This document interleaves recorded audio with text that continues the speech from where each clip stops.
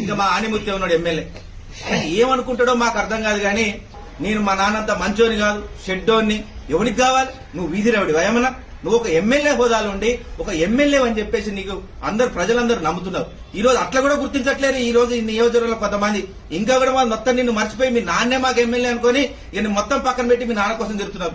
ఇప్పుడు నువ్వు మొత్తం అన్ని వేదికలు ఎక్కి నేను రౌడీని, నేను తిడితే నేను 100 తిడతా, నువ్వు కొడితే నేను 100 కొడతా. ఎవరికి కావాలి? ఎవరిని రెచ్చగొడుతున్నావు? అడ్డగోలుగా ఒక రౌడీలాగా మాట్లాడే మాటలు బంద్ చేయి.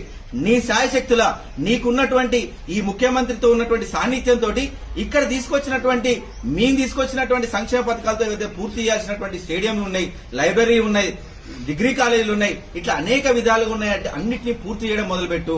తద్వారానే నీకు పేరు వస్తే తప్ప నేను మా నాన్నంత మంచోని కాదని చెప్తాను, లేకపోతే ఇంకా పెద్ద రౌడీని అని చెప్తాను, మాట అంటే 100 అంటా అని చెప్తాను, కొడితే ఇంకా 100 కొడతా అని చెప్తాను.